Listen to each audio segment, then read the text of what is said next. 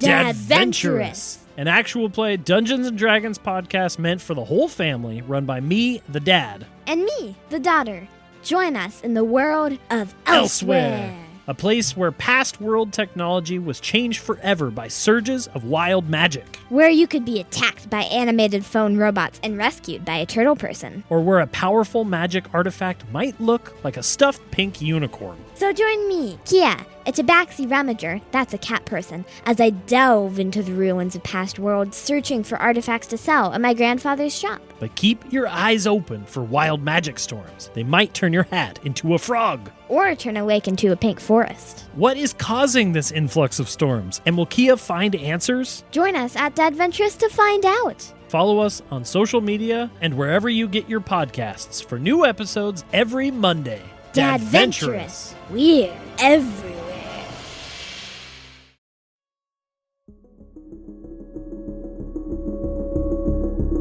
Morgan lay defeated on the floor of the Foundation Fortress, her breath visible from the extreme cold. You're a fool. No one can contain his power. You'll die trying. Frost lined the walls of the stone Great Hall where their brief battle took place. Diamond stood over her. A hopeful prophecy. Hold tightly to it if it eases your passing. I wish I was around to see it happen. Your sacrifice will not be in vain. You will be part of the world I leave behind. Every shattered piece of it. Diamond placed his clawed hand on Morgan, his eyes glowing in the dark light.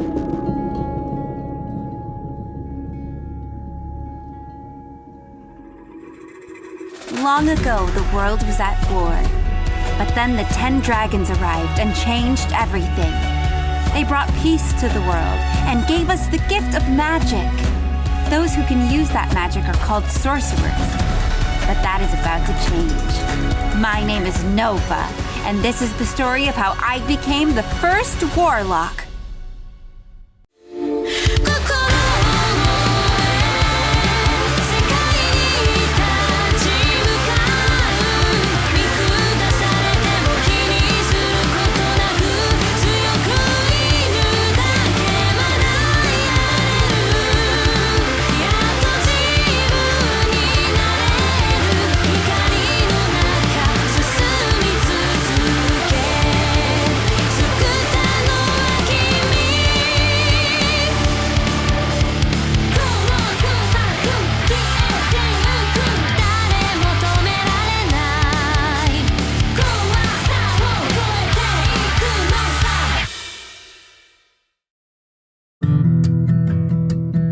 Warlock, Episode 28. Stop Thief, Rescue Cupcake. As winter's end approached, Class Red continued their journey north. Nova wrote on a scroll as they walked, the chill still biting at them. They kept a brisk pace to stay warm, determined to press on despite the lingering cold. Anyone need anything from home? I'm good, thanks. Oh, some more turnovers would be incredible. Almost done. I'll ask. Hey, how come if we use some kind of teleport, we can be tracked, but Kaida can't? The way Kaida teleports is actually pretty interesting. She briefly visits the ethereal plane, then she pops back out wherever she wants. Pretty much only she knows where she's going. Huh, neat. Amara, are we level 5 yet? No, not for a bit longer, I think. Dang, I wanted to give my mom some interesting news since I can't tell her anything else. Thanks, Kaida. Nova finished her scroll as Kaida grasped it in her claws and vanished. Are you sure you didn't forget to give us a new level? Have you really been keeping track? I'm keeping track. I'll level you up when we hit a Milestone, right there. Mile 28. 28. Oh, we're near Evantown. Evantown? Who's Evan? I don't know. Let's ask when we get there. Help! Someone help me! Wait, what was that? Did you hear something? Down here! I hear it too. Over here. As they strayed from the trail and into the woods, Class Red discovered a young boy trapped in a collapsed pit.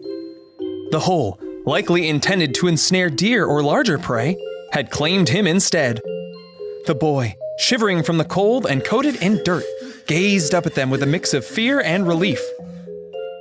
Oh, thank the 10. I've been yelling for hours. Not a lot of people walk down this path. I'm so happy to see you. How the hells did you get stuck down there? Long story. I'd be happy to tell you when I'm out of here. Here, take my hand. Nova knelt and reached out her hand. The boy scrambled up and grasped it tightly. And with a steady pull, Nova helped him out of the hole. Thank you so much. I was checking this deer trap this morning. Obviously nothing caught but me. Happy to help. That wasn't a long story at all. Darn, I guess we aren't eating today. That deer was going to feed my family for a week. Thanks again, though. The boy started to run off into town. Wait, here, we have some food. Nova set her backpack down on the ground, rifling through until she found some of the travel rations that Morgan had packed her. Here. It's not much, but I hope this helps. Here, kid, I got some food too.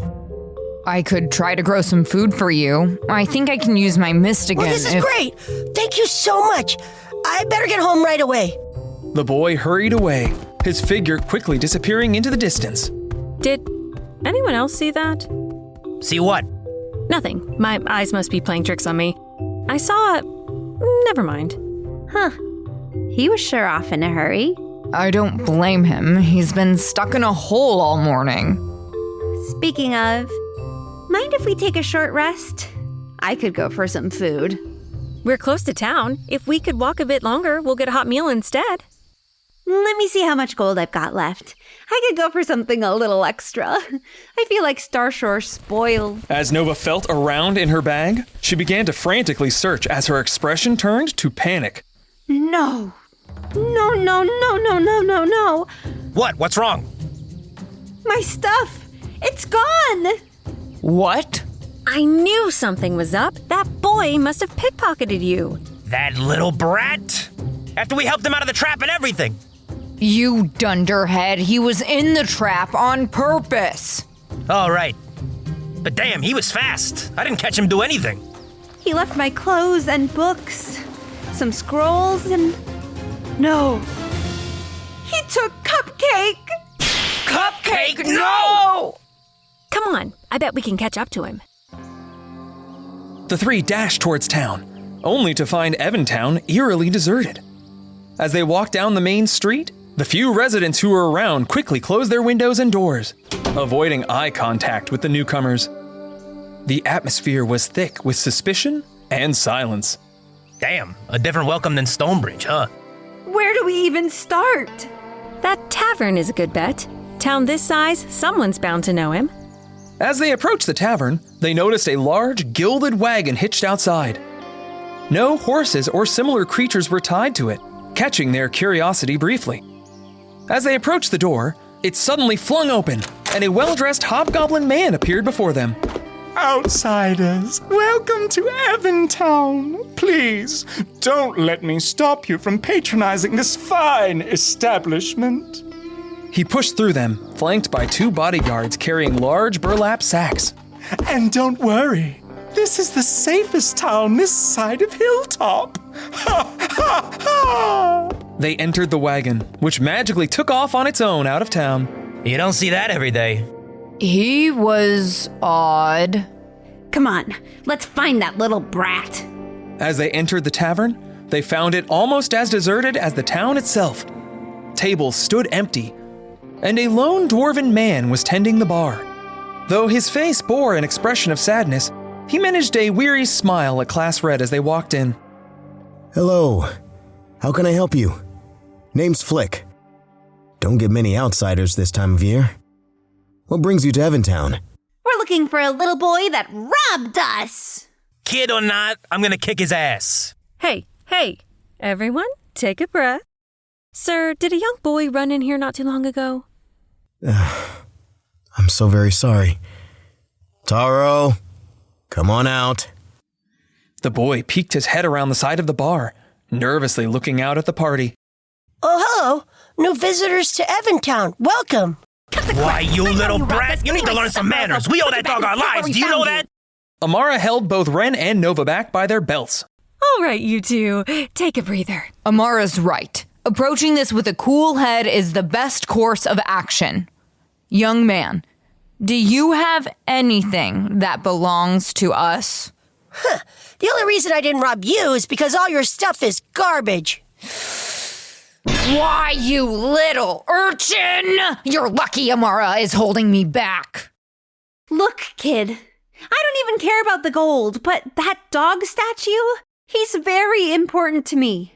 So tell you what, you can keep the rest, but give him back to me. Deal? Taro's attitude suddenly disappeared from his face, changing to sadness. He glanced away from Nova as if embarrassed. Oh no. Taro, did you give it to Revel? I thought it would be enough, you know? That he would leave us be. Seems like it's never enough. I'm sorry, enough for what? It's none of your business. Just leave it alone, all right? Taro stormed past Class Red and headed back outside. I'm confused. What's going on? What did your son mean when he asked if it was enough? Taro isn't my son. I just kind of look after him nowadays. I'm sure you bumped into Revel on the way in, right? Big guy, magic carriage. That's him. Hard to miss. He's the only one with any money around here. Well, a few years ago, bandits started giving Evantown a hard time, stealing our food, our livestock. We're not a wealthy community, so we couldn't afford to hire mercenaries to protect us. And Taro's family were the only sorcerers in town. Low level, too. But then look, out of the blue comes Revel. He says, hey, I'll help you fend off those bandits. No money up front. Just pay me when you get the coin. Let me guess. His mercenaries and the bandits were both on his payroll. Exactly. We figured that out pretty quickly. But what could we do? Either we pay him, or the mercenaries would come take it. Taro's parents decided one day that they'd had enough. It's time to put a stop to this. We can't live under his heel forever. We need to fight back. They didn't come back. No one has tried anything since. They were the only ones who could have done anything. Not this time. What do you mean? Ha! You've got us now. I might not have much magic these days, but I've punched plenty of thugs. We'll take care of them. No offense, but you all are a bunch of kids. I'd hate to see you get hurt because of us. Oh, don't you worry, Flick. We can handle ourselves.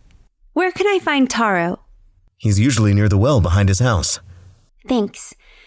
You three come up with a game plan. I'll meet up with you in a minute.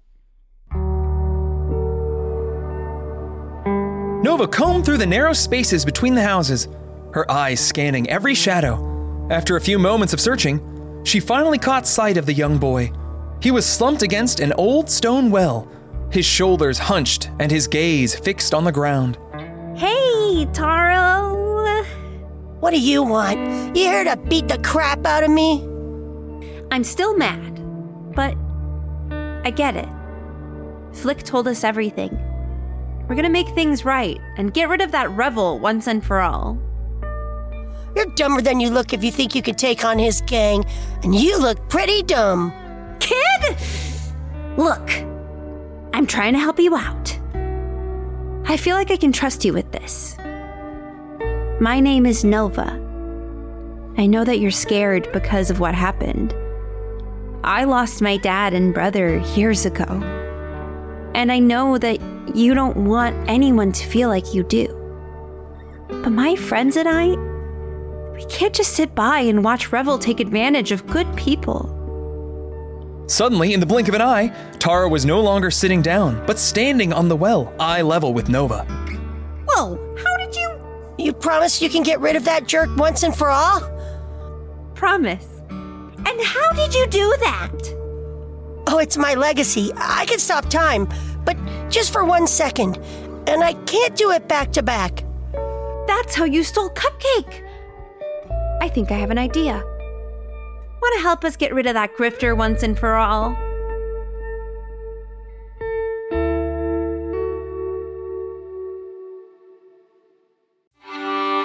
Back at the tavern, the rest of Class Red stood over a table with a map of the area in front of them. As they excitedly discussed their battle plans, other townsfolk began catching interest as they entered the tavern. Soon enough, they had nearly the entire town crowding around them as word spread of their counterattack. Here's the entrance to their hideout. It's a cave about a mile due west. He parks that gaudy carriage out front. You can't miss it. Only one entrance? As far as I know. What do you think, Amara? A bottleneck could work. Took the words right out of my mouth. Someone paid attention in party combat. But this didn't work last time. What makes you think it will now? Yeah, this is too dangerous. For starters, we have the element of surprise. Second, everyone in this town seems to underestimate us. If they do the same, we'll have them right where we want them. Look, I get it. You all feel powerless. But you're not. You've been playing the game by their rules for way too long. It's time to change the rules. We've been up against more dangerous opponents than Revel and his miscreants. Nova entered the tavern. Perfect timing. I think we've got a plan. Nova stepped aside, revealing Taro with her. Let's hear it. I've got a few good ideas of my own. Outside of town, at Revel's hideout, the gang was in high spirits, feasting and drinking as they celebrated their latest haul. Revel lounged in a massive chair, separated from the others, scrutinizing the loot. Mostly garbage, per usual.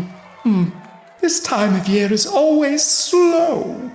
Hey, boss, check this out. One of the thugs tossed Cupcake's statue to Revel. He held the obsidian figure up to the dim torchlight of the cave, inspecting it with a disdainful eye.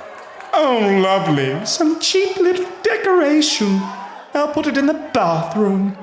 Keep it in the pile for now. You got it, boss. The thug tossed the statue onto the growing pile of stolen goods. Those backwater rubes didn't pay us nearly enough. They must be hiding more from us. What do you want to do? I think it's time the bandits make a little appearance tomorrow. Rough those simpletons up a little. Hey, Revel! Taro appeared at the entrance of the cave, Ren's backpack over his shoulder. This child again? What do you want? He walked slowly down the pathway leading deeper into the cave. The thugs watched as he took the backpack off his shoulder. A few more chumps stopped in town. I managed to nick this off them. Some real good stuff in there. He tossed the backpack to him. Good. The treasure you paid earlier was junk. What am I supposed to do with a tacky dog statue?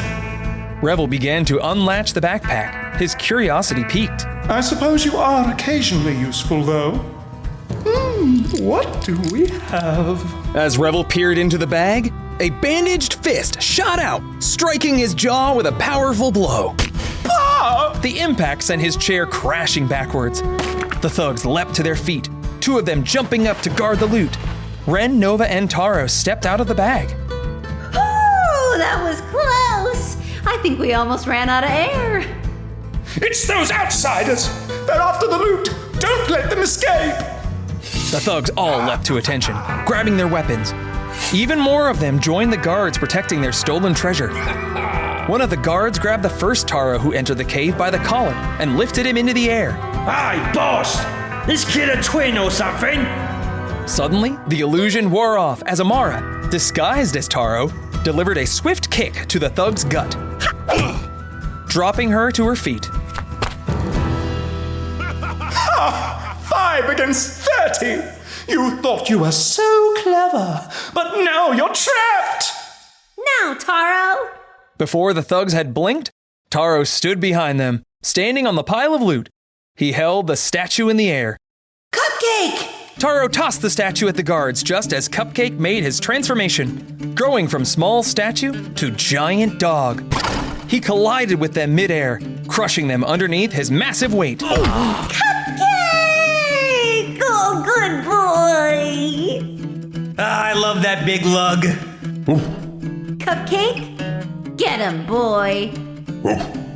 Cupcake began running around the cave, bouncing on and tackling bandits. He grabbed them by the limbs, playfully tossing them against the cave walls and ceiling. Amid the chaos, Revel managed to sneak away. Blast it! Oh well, those thugs are a copper a dozen. I'll just slip away and... Briar stood, blocking the cave entrance. Out of the way, little girl! Revel tried to dart past her, but Briar swiftly conjured a vine that snaked around his ankle, tripping him and sending him sprawling to the ground. Where do you think you're going, you worm? Hey, wait a minute. You're all pretty strong. Why don't you come work for me? We can expand our operation. We can be partners. I don't think they're going to like that idea. Who? Them. Briar motioned behind her to the entire town, armed with farming tools, clubs, and torches. As Revel tried to stand, a large paw pushed him back down to the ground. The townsfolk surged into the cave, their presence overwhelming. Take that! The remaining conscious thugs, seeing their numbers, quickly threw their hands up in surrender. Amara walked out of the cave and knelt down to Revel, who was pressed against the ground. Oh, and this tacky dog statue was worth, I don't know, probably 15,000 gold.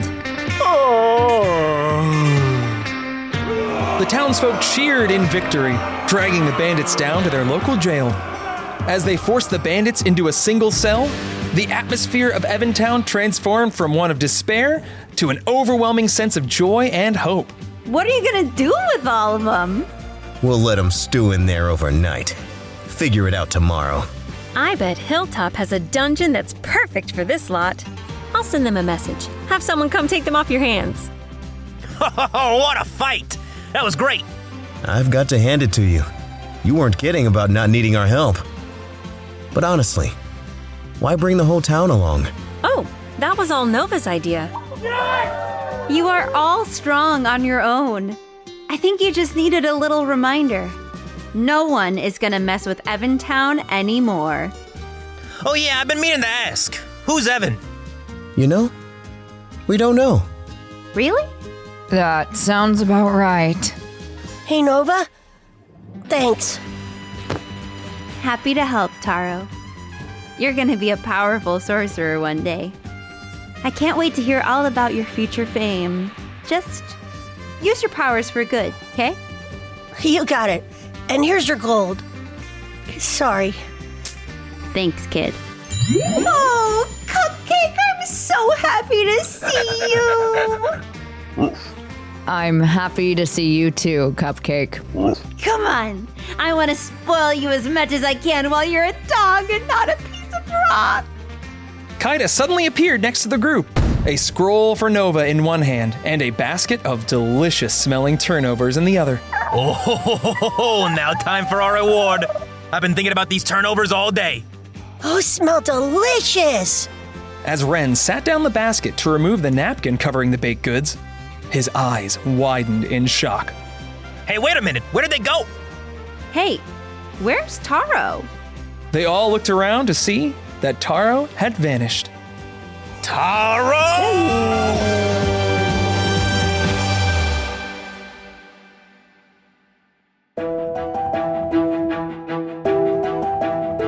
Warlock, Episode 28.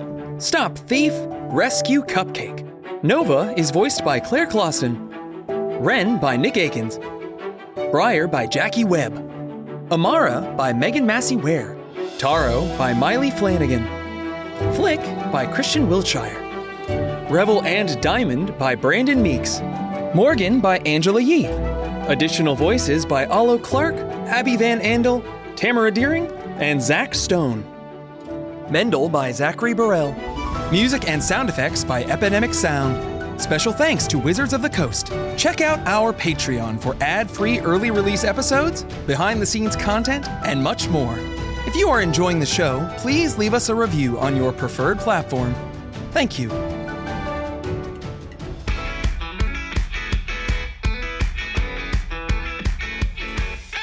Next time on Warlock.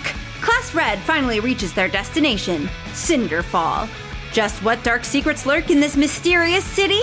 Warlock, Episode 29. Cinderfall on Warlock.